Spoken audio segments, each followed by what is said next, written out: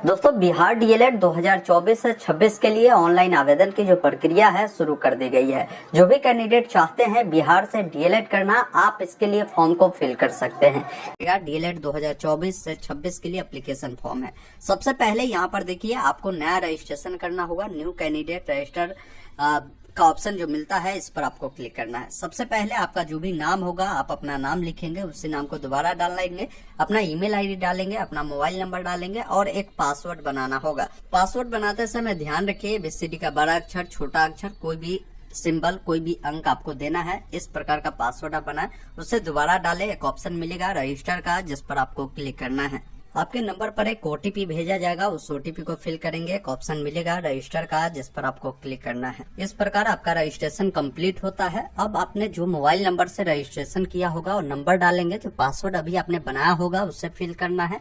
Login वाले विकल्प पर क्लिक करना है। लॉगिन करते ही आपके सामने इस प्रकार देखेंगे डीएलएड 2024 से 26 का एप्लीकेशन फॉर्म खुलता है। इसमें सबसे पहले क्या करना है, बीएसईबी यूनिक आईडी आपको बताना है।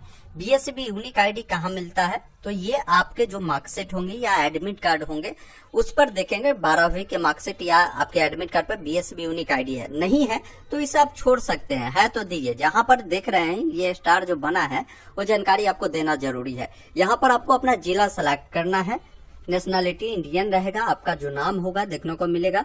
बाकी जो मदर का नाम होगा उसे आपको फिल करना है। यहाँ पर मदर का नाम को दोबारा डालना है। पिताजी का नाम डालना है, पिताजी का नाम को दोबारा आपको डालना है।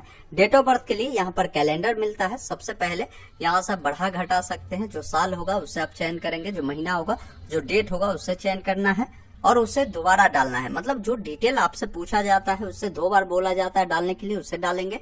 आपको अपना जेंडर यहाँ से सेलेक्ट करना है। लड़का है तो मेल, लड़की है तो फीमेल आप चुनेंगे, उससे दोबारा आपको डालना है। बाकी यहाँ पर बोला गया है कि अगर आप बिहार के हैं तो आपको यस करना है। अगर बिहार के बाहर वाले हैं तो आप यहाँ पर नो करेंगे। बिहार के बाहर वाले भी फॉर्म भर पाएंगे, लेकिन उनका कैटेगरी जनरल हो जाएगा। यूआर के थ्रू आप फॉर्म को भरेंगे। बिहार वाले जब यस करेंगे तो आपको अपना जो निवास प्रमाण पत्र है उससे आपको यहाँ पर अपलोड करना होगा। बाकी ध्यान रखिएगा, अगर आपके पास निवास प्रमाण पत्र है वो पीडीएफ फॉर्मेट में ये अपलोड होगा, आपको अपलोड कर देना है। इस अकॉर्डिंग ये काम आपको करना है। बाकी यहाँ पर जो भी आपका कास्ट होगा आप उससे चयन करेंगे। तो यहाँ पर दोबारा से उस कास्ट को पूछा गया है कि आप उसे री एंटर करिए, दोबारा से कास्ट बताएंगे और अपना कास्ट सर्टिफिकेट को सेम यहाँ पर अपलोड करना है। पीडीएफ फॉर्मेट में ही ये भी अपलोड आपका होगा। जब ये अपलोड होगा, फाइल अपलोड होगा, यहाँ से आप व्यू पर क्लिक कर उससे देख भी सकते हैं कि सही है या नहीं आपका कास्ट सर्टिफिकेट, की कोई अन्य डॉक्यूमेंट आ चुका है। अगर कोई कैंडिडेट दिव्यांग है तो यहाँ पर यस करेगा, नहीं है तो नो वाले विकल्प पर आपको क्लिक करेगा। नीचे आना है। अगर कोई डिपार्टमेंटल सन है या डिपार्टमेंटल अनमैरिड डॉटर है या कोई रिटायर्ड है तो वैसे स्थिति में आप यहाँ पर यस करेंगे। इस प्रकार के कैंडिडेट अगर आप नहीं है तो आप नो करेंगे। फिर वही जानकारी को दोबारा आपको बतानी होगी।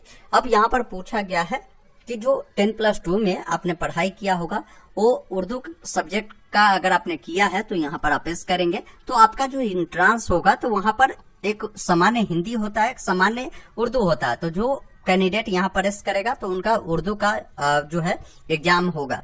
अगर आपने उर्दू नहीं पढ़ा है आप नो कर दीजिएगा। पुनः इसे दोबारा से डालना है। अब फैकल्टी बतानी है कि जो आपने 10+2 में पढ़ा है वो साइंस से पढ़ा है, कॉमर्स से, आर्ट्स से, उसकी जानकारी आपको यहाँ पर देनी है। उसे दोबारा से आपको डालना है।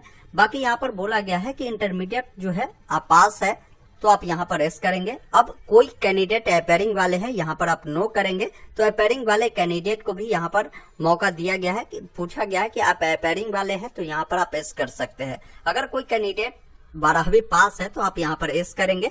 तो नीचे में आपको अपना कोर्स की जानकारी देनी है। अपेयरिंग वाले होंगे तो 12वीं की जानकारी आपको नहीं पूछी जाएगी।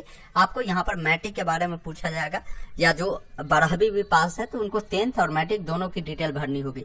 अब देखिए यहाँ पर पूछा गया है कि आपने मैट्रिक जो किया है किस बोर्ड से किया है, उस बोर्ड का जो नाम होगा आप लिखेंगे। जैसे बिहार बोर्ड वाले बीएसईबी पटना लिख सकते हैं, बिहार स्कूल एग्जामिनेशन पटना लिख सकते हैं। आपका जो भी रोल कोड होगा उससे बताएंगे। रोल नंबर आपको बताना है, किस वर्ष आपने मैट्रिक को पास किया है, यहाँ से पासिंग ईयर आपको बता देनी है, आपका कितना नंबर प्राप्त हुए हैं। जैसे बिहार बोर्ड में 500 का एग्जाम होता है, उसमें अगर मान लीजिए आपको जो प्राप्त हुए हैं वो 325 नंबर मिला है, तो यहाँ पर 325 बताएंगे। ये जो डिटेल है ये हम डमी डाल रहे हैं, आपका जो रियल जानकारी होगा वही भरिएगा। मैं आपको प्रोसेस बता रहा हूँ, इस अकॉर्डिंग आप अपनी जानकारी को फिल कर सकते हैं, अपना एक्चुअल जानकारी को। बाकी आपका जो डिवीजन है कौन सा है, फर्स्ट डिवीजन आपका मैट्रिक में है, सेकंड है, थर्ड है, वो बताएंगे। क्या आपकी परसेंटेज है वो जानकारी आपको यहाँ पर बतानी है, और आपका जो मार्कशीट होगा उससे आप अपलोड करेंगे मैट्रिक वाला।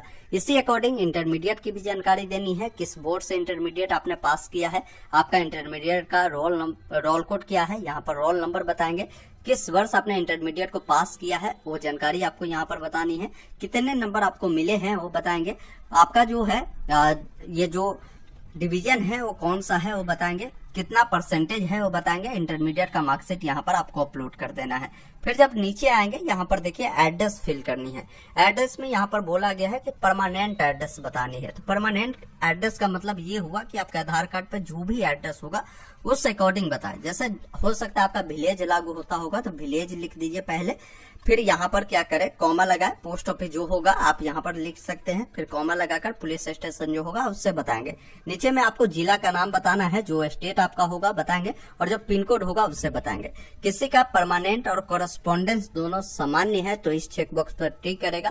कॉरेस्पॉन्डेंस एड्रेस का मतलब ये होता है कि मान लीजिए आपका घर कहीं और है, आप कहीं और रहकर पढ़ाई करते हैं, तो कॉरेस्पॉन्डेंस एड्रेस में वो एड्रेस बता सकते हैं, अन्यथा परमानेंट एड्रेस को भी आप देंगे, कोई दिक्कत नहीं है, आप इस पे टिक कर दीजिएगा, दोनों फिल होगा। मोबाइल नंबर, ईमेल आईडी मिलेगा, आपको अपना आधार नंबर यहाँ पर फिल करना है। अब जिन कैंडिडेट के पास आधार कार्ड नहीं है तो इस चेक बॉक्स पे टिक करेगा, जो आधार नंबर डाला है उनको इस चेक बॉक्स पर आपको टिक नहीं करना है। नीचे आना है, यहाँ पर फोटो सिग्नेचर आपको अपलोड करना है, फोटो को डालिएगा जिसका साइज भी बताया गया है, 20 से 100 KB में होगा। सिग्नेचर आपको डालना है 10 से 50 KB में होगा। इस चेक बॉक्स पे टिक करना है। एक ऑप्शन मिलता है सेव का, जिस पर आपको क्लिक करना है। अब आपके सामने प्रीव्यू सेक्शन आता है, पूरी जानकारी एक बार अच्छे से मिलान करें। जानकारी अगर सही है तो आप यहाँ से पे वाले विकल्प पर क्लिक करें या इसका प्रिंट ले सकते हैं। कोई जानकारी गलत है तो अभी आप एडिट वाले विकल्प पर क्लिक कर इससे सुधार कर सकते हैं। मेरा सभी जानकारी सही है, पेमेंट करना चाहते हैं तो पे वाले विकल्प पर आपको क्लिक करना है। अब आपके कैटेगरी के अकॉर्डिंग जो भी पेमेंट लगता है वो देखने को मिलेगा। पे सब पैसा वाले विकल्प पर आपको क्लिक करना है। अब पेमेंट करने के लिए कई सारे ऑप्शन है, credit card, debit card, UPI या QR कोड को भी आप स्कैन कर आप कर सकते हैं।